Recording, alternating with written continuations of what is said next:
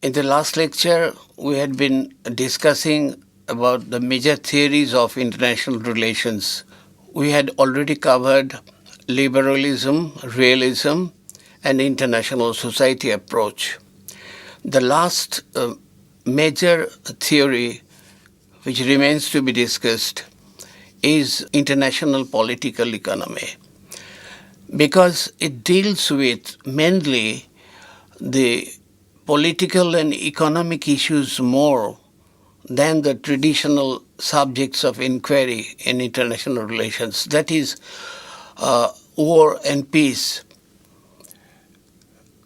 The one important theory in this group of theories is known as neo-Marxist theory. This is inspired by the ideas of Karl Marx, who had analyzed the dynamics of functioning of capitalism and capitalist economy. And the same analytical framework has been projected towards explaining the economic realities of the third world. After the decolonization process, when a number of ex-former colonies were liberated and became members of the United Nations, there was a clamor, there was an increasing demand on behalf of the newly liberated states for the creation of, establishment of a new international economic order, because these new countries, newly liberated countries, were all former colonies and were subjected to colonialist and imperialist exploitation. And all of them had backward economies. In the context of this, the explanation that was offered by some economists like Andre Gunder Frank and others, that the development of the rich countries of Western Europe and North America has been at the cost of the underdevelopment of the third world countries. So what is needed is a liberating process, completion of the process of liberation, which will not be complete without economic liberation.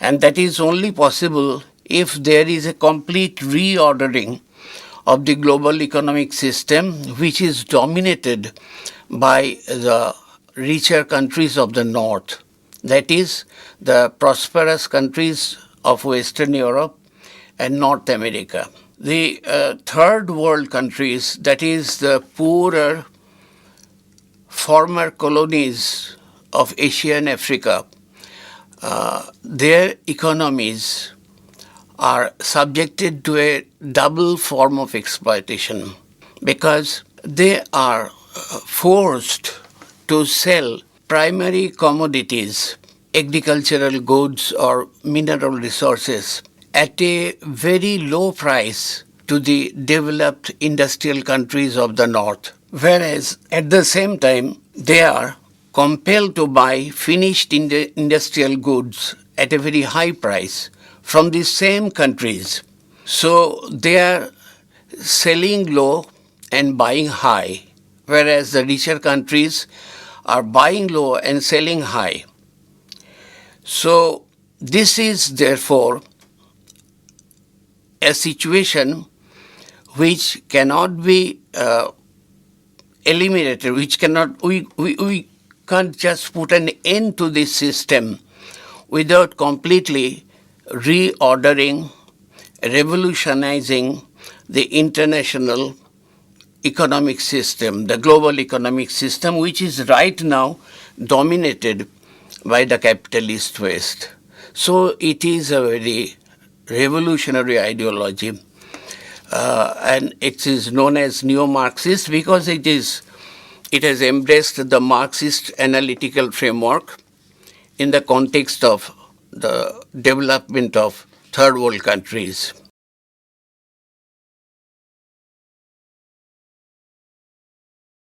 The second important theory in this group is liberal theory of international order.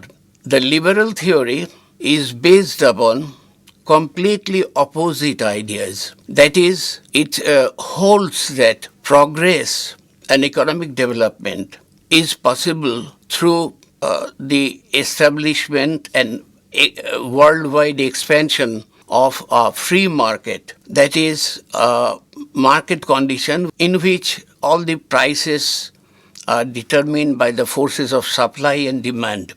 These ideas are derived from classical economists like Adam Smith. This is known as market fundamentalism or free market ideology of capitalism. The third important theory is the realist economic theory. The realist economic theory is based upon the ideas of a German economist of 19th century, Friedrich List. According to this theory, economic activities of the state should be subordinate to the primacy of national interest. National interest, building up a strong state, these are the supreme considerations. And economics is secondary. Therefore, economic activities, however big scale its operation may be, economic activities should be always directed towards building a strong economic base, building a strong state, so that the state becomes powerful in relation to other states. This realist economic theory obviously calls for the role of a hegemonic power, because without the guarantee of free expansion of economic forces, economic activities, trade and exchange, unless there is guarantee, unless there is security, it cannot be continued. So this role of hegemonic power has been traditionally, that is, has been played traditionally by Great Britain in the 19th century, and in the 20th century, the role has been played up to the mid-70s, up to the 1970s at least, by the United States of America. Right now, or after that, the role has somewhat become diluted in the sense that alongside United States of America, there has been competition from Japan and the European Union. Overall, this is all about international political economy. What is significant is that this theory has provoked debate. The first debate was provoked by realism. Realists heavily criticized the utopian idealists. The second debate was initiated by the supporters of behavioral movement. Behavioralism, as we have seen, is a movement for adoption of a scientific approach to the study of international relations. And this is the third debate that is provoked by this revolutionary ideology of neo-Marxism and other important theories like liberal and realist theories. Now, the question is, what is exactly the methodology required for the study of international relations?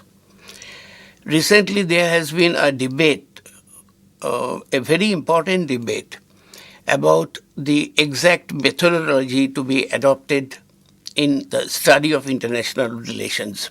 The classical approach to the study of international relations was not based on any particular method. It was just a traditional way of studying political science or international relations. And it was based on sound scholarship, of reading, of inquiring, of observation, of discernment, of exercising judgment, and arriving at certain conjectures or theories. So there was no debate about any method.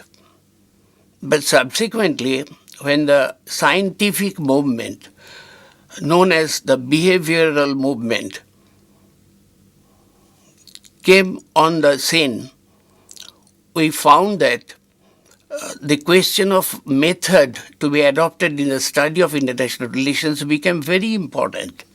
The behavioralists were all in favor of adopting a scientific method of studying international relations, that is, studying something objectively, certain verifiable facts, and applying statistical methods, methods of quantification, and arriving at certain conclusions after all the necessary empirical observations have been made.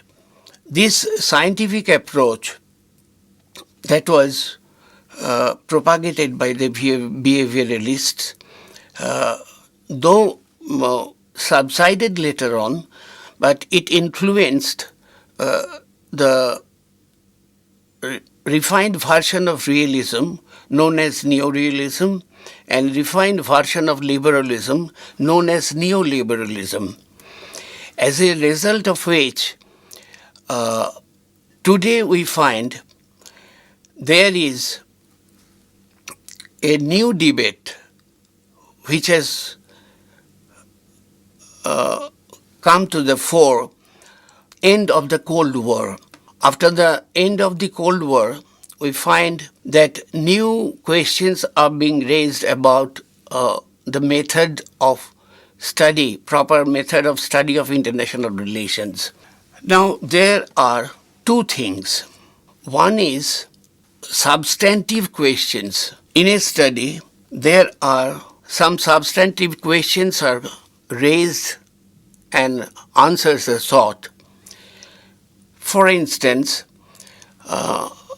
whether the First World War was caused by this factor or that event, this sort of explanation is a substantive issue. Then there is a methodological issue. Which method is to be adopted? Whether we should adopt the scientific method as recommended by the behavioralists and by the neorealists and neoliberals, or shall we accept the method of inquiry as pursued by traditional classical scholars of observing, of reading, of acquiring practical experience, and dealing with all the important related disciplines like history, philosophy, and law.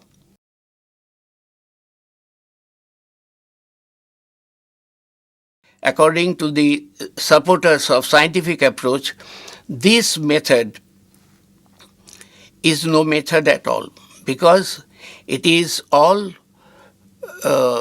ivory tower making of theories. Supporters of scientific inquiry, their movement is known as positivism, or their approaches are known as positivist approaches.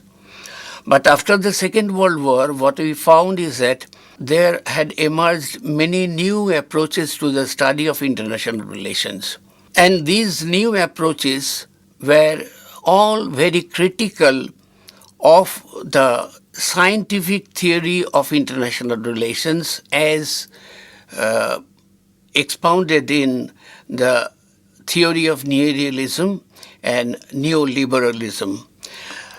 Particularly, they have targeted, most of these approaches have targeted neorealism mostly, with utmost severity. These new approaches are called post-positivist approaches. They are called post-positivist because they are all critical of the scientific method. One of these theories, post-positivist theories, is known as critical theory. Critical theory is inspired again by neo-Marxism. Critical theory holds that knowledge is inherently political. Knowledge cannot be unbiased. Knowledge is equated with power, and knowledge, as we have obtained in the traditional societies, knowledge is absolutely conservative. It tends to preserve the status quo. What is needed is not the traditional knowledge. What we need today is emancipatory knowledge, a knowledge which would enable us to liberate humanity from the shackles of international capitalism. Because today the entire global economic system is dominated by capitalist nations. And unless we can put an end to this economic system, there cannot be true liberation of mankind. Critical theory, therefore, dismisses positivist theories. Another important theory is known as postmodernist theory or postmodernism. Richard Ashley happens to be one of the important exponents of postmodernism in international relations.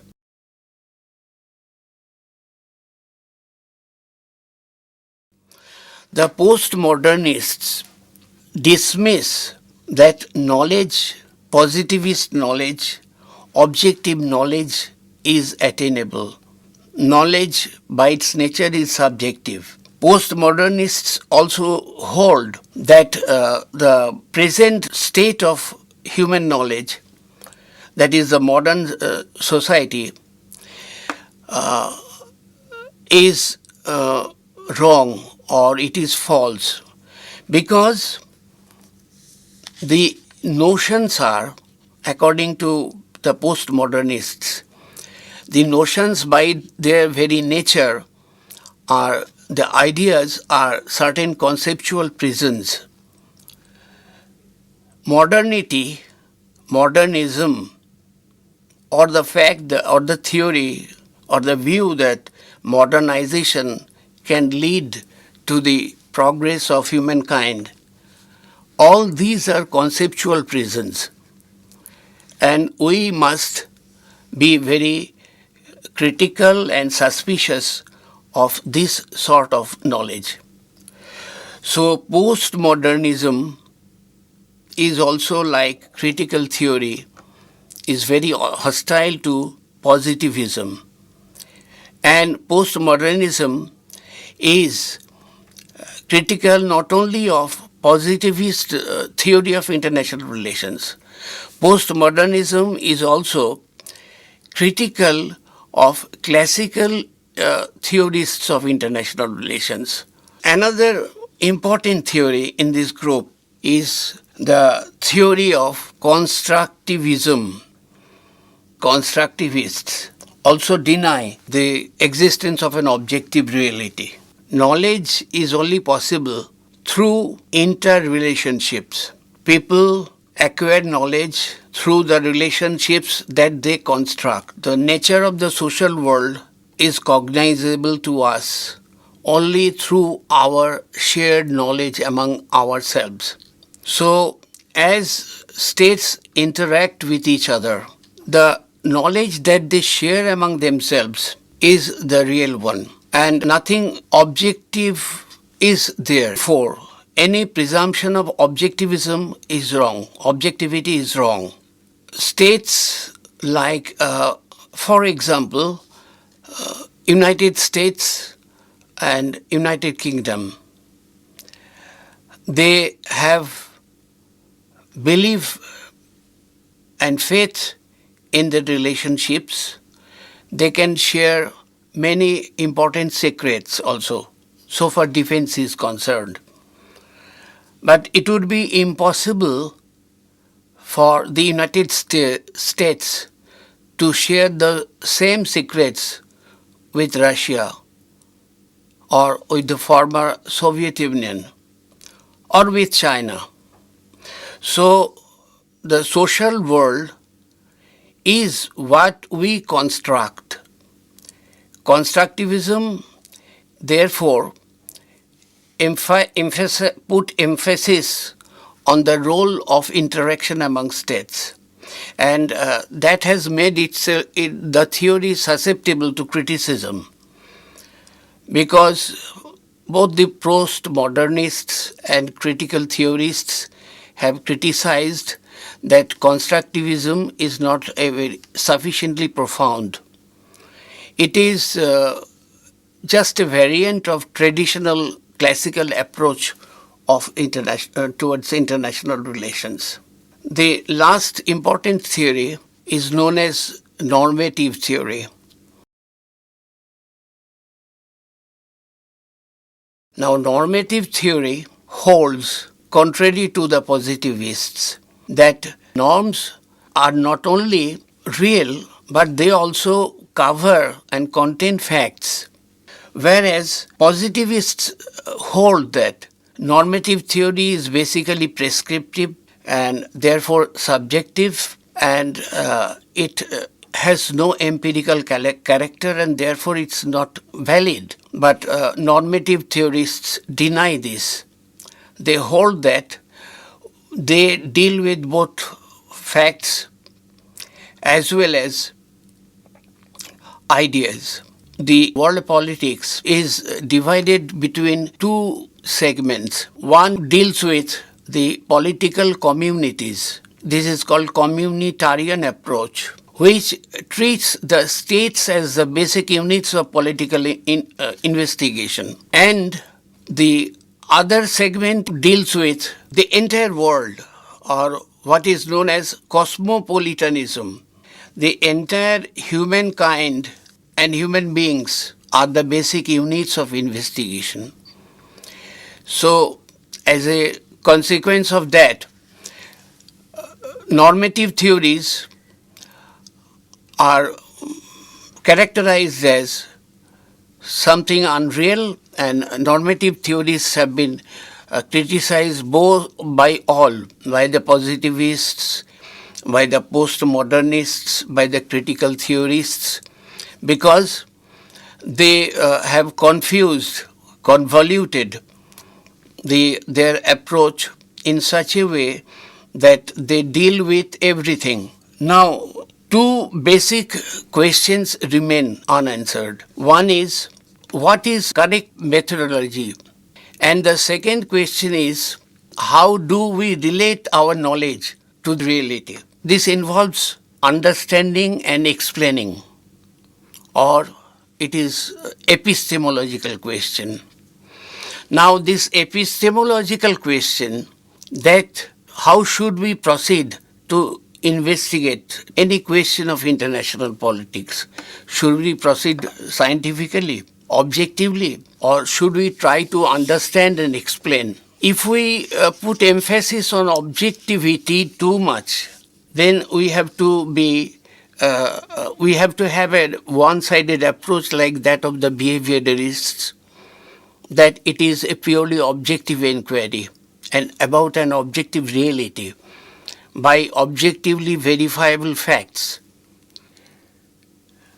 Another is understanding that reality and trying to explain it. It may involve subjectivism, subjective explanation, and we can go to the other extreme of subjectivism or postmodernism. Perhaps a middle ground is called for, a better understanding and explanation of international relations. And the best explanation, best probably acceptable way out can be suggested from the definition of social science, definition of sociology given by Max Weber. Max Weber has defined sociology as a science which attempts at interpretive understanding of social action in order thereby to arrive at a causal explanation of its course and effects.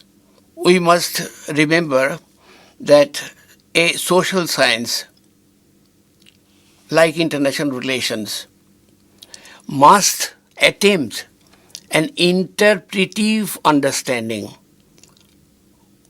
We will try to interpret it and understand it and explain it, and then in order thereby to arrive at a causal explanation, we shall try to establish causal relationships between certain causes and effects, cause and effects. This middle ground probably is the best way for avoiding the extremes so far understanding of international relations is concerned.